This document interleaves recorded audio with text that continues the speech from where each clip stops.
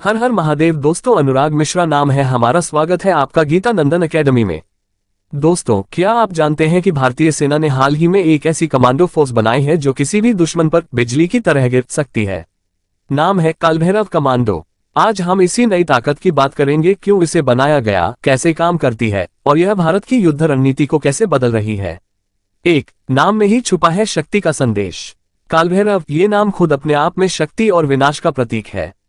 हिंदू परंपरा में भगवान भैरव को रक्षक और संहारक दोनों रूपों में पूजा जाता है और यही भावना इन कमांडो यूनिट्स के डीएनए में डाली गई है।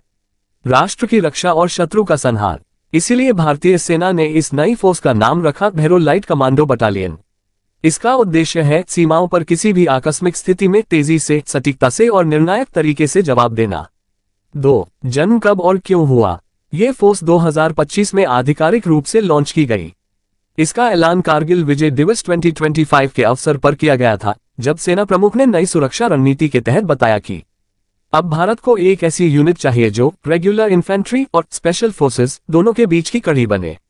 मतलब, न तो ये केवल पैदल सेना जैसी यूनिट होगी और न ही सिर्फ गुप्त मिशनों के लिए बनी स्पेशल फोर्सेस जैसी, बल्कि एक हाइब्रिड कमांडो फोर्स जो तेजी से मूव कर सके, सीमित संसाधनों में बड़ी कार्रवाई कर सके और जरूरत पड़ने पर किसी भी दिशा में हमला कर सके।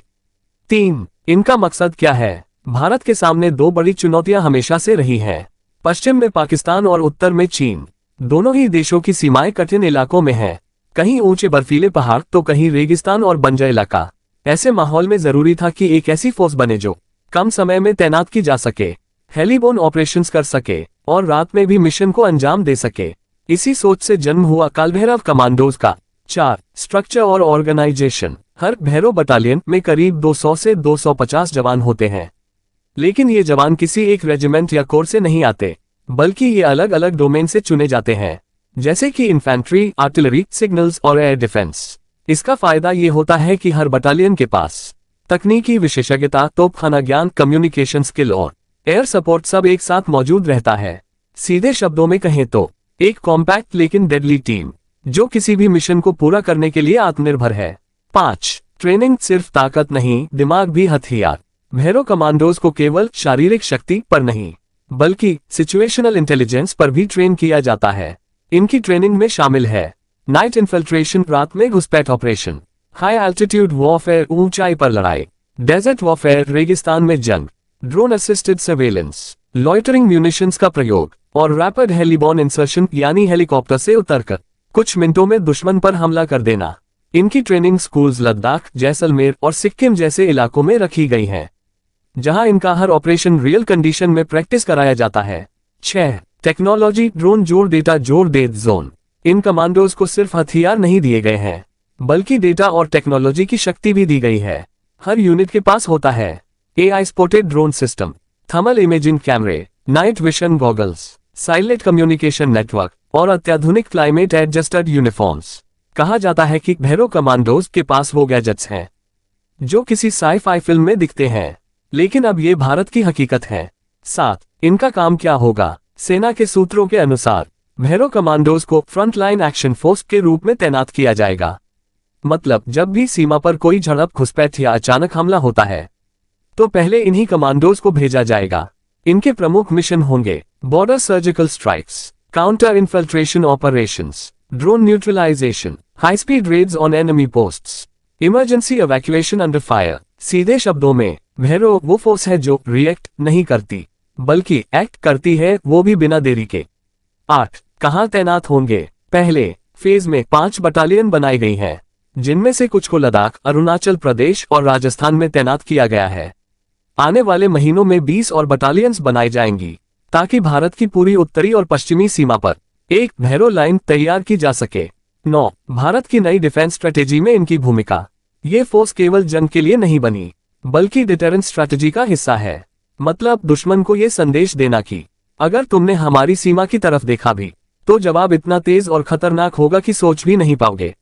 ये वही रणनीति है जो इजराइल और USA जैसी सेनाएं अपनाती हैं, जहां छोटी लेकिन हाई इंटेंसिटी यूनिट्स किसी भी खतरे को शुरुआत में ही खत्म कर देती हैं। 10. परा SF, घटक और भैरव में अंतर। बहुत लोग पूछते हैं, क्या ये परा SF जैसी फोर्स है। तो जवाब है नहीं, लेकिन समानांतर जरूर है। परा एसएफ गुप्त ऑपरेशन, क्रॉस बॉर्डर मिशन और स्पेशल असाइनमेंट्स में काम करती है। घटक प्लेटून हर रेजिमेंट की खुद की असॉल्ट टीम होती है, जबकि भैरव कमांडोज दोनों के बीच की हाइब्रिड पावर है, जो तुरंत तैनात की जा सकती हैं बिना बड़ी तैयारी के। इन्हें एक शब्द में कहा जा सकता है fast response death squad of Indian army. 11 modern equipment और कैमोफ्लेज सिस्टम। इनके हथियारों की डिटेल्स पूरी तरह सार्वजनिक नहीं की गई हैं, लेकिन रिपोर्ट्स के अनुसार इनके पास है TAVOR-21 assault rifles, corner shot guns, modern sniper systems और एडवांस कैमोफ्लेज सूट्स जो और थर्मल सेंसर्स से अदृश्य बने रहते हैं। इनके कपड़े मौसम के हिसाब से रंग बदल सकते हैं, रेगिस्तान में हल्के पीले तो बर्फीले इलाकों में सफेद और ग्रे टोन में। 12 मनोवैज्ञानिक बढ़त, साइकोलॉजिकल एज। भैरव कमांडोज का असली हथियार केवल बंदूक नहीं, बल्कि उनका भय, फियर फैक्टर है। जब दुश्मन को पता है कि सामने एक भैरव यूनिट है, तो उसकी हिम्मत पहले ही आधी टूट जाती है। सेना के अंदर इन्हें गॉड्स रॉथ यूनिट भी कहा जाने लगा है, यानी वो शक्ति जो कुछ सेकंड में नतीजा तय कर देती है। 13 भारत का मैसेज दुनिया को। इस फोर्स के बनने से भारत ने दो बातें साफ कर दी। अब भारत सिर्फ डिफेंसिव नहीं रहेगा, बल्कि प्रोएक्टिव डिफेंस करेगा। भारत अब टेक्नोलॉजी जोड़ ट्रेडिशन दोनों को जोड़कर एक नए युद्ध युग की तरफ बढ़ रहा है।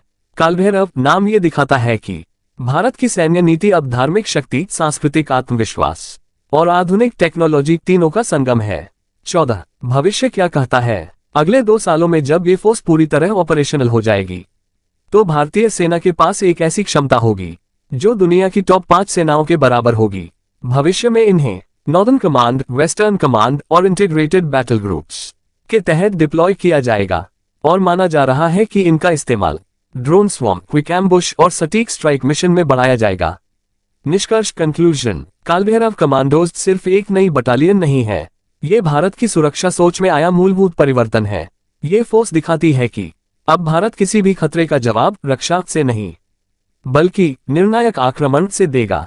भैरव नाम सिर्फ एक प्रतीक नहीं, ये संदेश है कि अगर कोई दुश्मन सीमा लांघेगा, तो जवाब इतना तेज, इतना सटीक और इतना घातक होगा कि वो फिर कभी वापस देखने की हिम्मत नहीं करेगा। अंत में दोस्तों, आप क्या सोचते हैं? क्या कालभैरव कमांडोज भारत की सुरक्षा रणनीति को नए स्तर पर ले जाएंगे? कमेंट में बताएं कि अगर आपको इनका कोई मिशन दिखाया जाए, तो आप सबसे पहले क्या देखना चाहेंगे। कमेंट में जय हिंद लिखना मत भूलना। जय हिंद। गीतानंदन एकेडमी।